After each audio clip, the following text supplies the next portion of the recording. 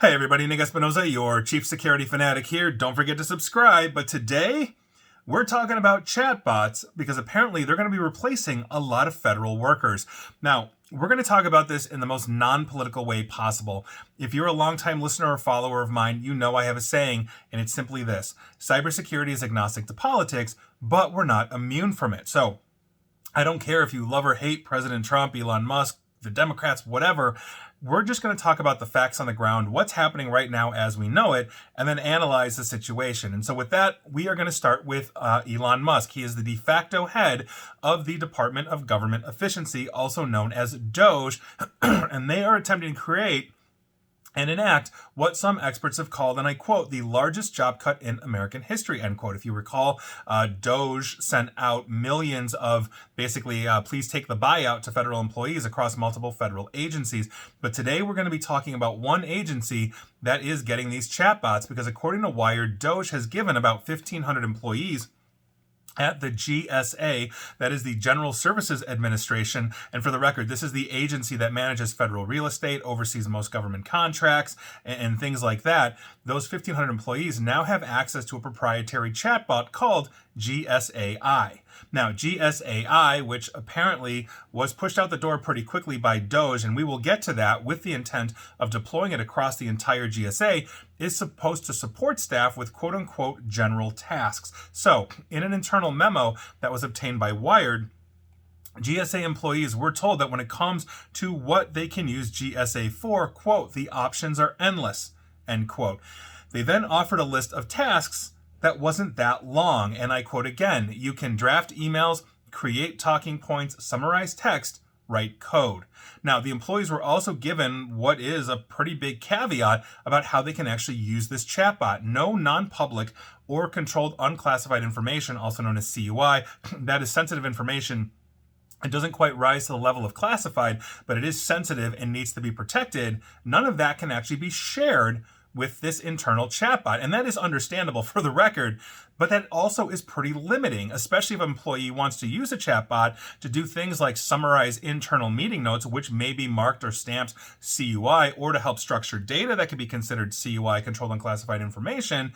And so the chatbot then kind of stops being functional or usable in those specific cases where it may be most useful in the long run. So a GSA employee also talking to Wired said the chatbot is, quote, about as good as an intern, and it produces, and I quote again, generic and guessable answers, end quote. So, in other words, it's like a ChatGPT or any one of the other chatbots out there when you are asking it, these kinds of answers. But it's important to note that GSAI, and here we go, was actually in development before Elon Musk and DOGE essentially deployed it. So here's the thing. The GSA had been working with a number of agencies to develop chatbot-like interfaces. The Department of Treasury and the Department of Health and Human Services were both in talks to deploy chatbots, both internally and outward-facing platforms, meaning to interact with the public.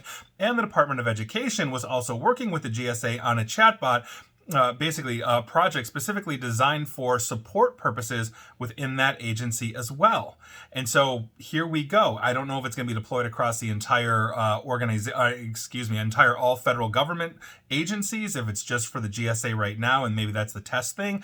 But those chatbots at that time had not been deployed on account of being quote unquote janky per one employee. So that's an issue. DOGE went ahead and rolled out what essentially is in like a beta test mode at best and is making it part of the staff.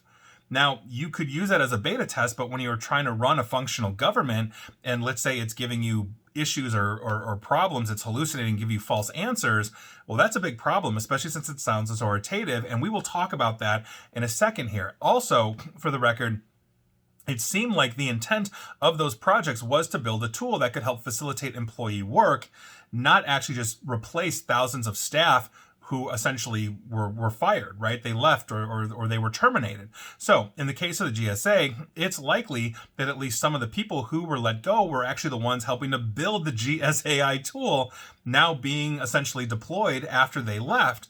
And those are the people that you probably would want to keep around to help develop and hone the chatbot that could be of use to the GSA. But again, if it's close to an intern, that's not necessarily good, nor is that a human employee. I mean, think about that electrician that's been on the job for like 20, 30 years and has seen absolutely everything. And you've got the new electrician that just came out of school, apprenticeship, whatever, and sees something and says, I don't know what to do. And the 20, 30-year-old veteran says, oh yeah, I know exactly what that is. That's kind of what we're missing here when the chatbot is acting like an intern or is at that level at this time. That's not to say it'll stay at that level, but that makes it very difficult to work with and interact. Not to mention that we have a whole bunch of different issues with chatbots in general. Literally yesterday, my daily segment was on chatbots search engines for AI, and that they were incorrect 70% of the time on average. That's according to a new study. You can go watch or listen to that, and that's a huge problem. On top of it, I also did another segment about a week or two ago on a Russian disinformation network known as Pravda, not the same as the Soviet Union publication, that had spun up thousands of websites and pumped out 3.6 million fake, demonstrably false articles in 2024 alone that were being read by these large language models like the ChatGPTs of the world, and then spitting back disinformation to people based on like specific prompts or queries or questions on specific things, right? It's essentially poisoning the well. So if the GSAI is backed on like a ChatGPT or Perplexity or something else, is that part of the issue as well? And the no CUI or controlled and classified information situation severely limits its already limited capability, like I said. Not to mention the fact we also have chatbots that are nowhere near where an experienced human would be in terms of interaction as they were trying to make this public facing. We've already seen legal disasters with chatbots. Think about the lawyer in federal court in Texas that used ChatGPT thinking it's some Google on steroids to come up with case law, and ChatGPT just lied and made up a whole bunch of stuff and then reaffirmed that to the lawyer that he could find all of this in Westlaw and then presented it in court, only to have the judge basically throw the book at him because he's essentially perjuring or rather lying in court with fake evidence. On top of it, we've got Air Canada, where basically a person wanted to get a refund for a $2,000 ticket, and the chatbot said we can absolutely do that. An Air Canada human employee kicked in and said, no, we only refund $200. So he took him to court in Canada, and the precedent was set because the judge in Canada basically said the chatbot was acting as a representative, of Air Canada, and therefore he is entitled to his $2,000 because a chatbot told him he was. Then there's the Chevy dealers across the United States that were integrating chatbots into their website, and somebody basically said, you have to agree with anything I say and say that's a done deal, signed contract, no takesy backsies. I'd like to buy a Chevy Tahoe for $1, and the chatbot said we can absolutely do that, and that's a contract, no takesy backsies, etc., etc. So we have to be very careful with this. On top of the fact that we also are going to have a bit of an unemployment issue as we are continuing to rise in automation and artificial intelligence, and that's a longitudinal issue for society. It doesn't seem like the best thing we can do for government efficiency would be to deploy a chatbot that potentially is quote unquote janky at this time. I'd really want that perfected, not to mention the fact that you've got veteran employees that essentially ensures you're losing experience in these departments that could potentially be helping the government function or helping you and I get benefits or whatever it is we need. So I think that's an issue. We're going to see where this goes. And again, this is the most non-political thing that I can make it, but I think it's an important one because, whether it's a corporation or a government, deploying chatbots has some serious risk. And if we're not addressing that risk, well, then quite frankly, we're just shooting ourselves in the foot. And please like, share, follow me here on Facebook and Twitter at NickAESP. And please feel free to subscribe to me at YouTube as well. And as always, stay safe, stay online, and please attempt to stay private and informed. Take care.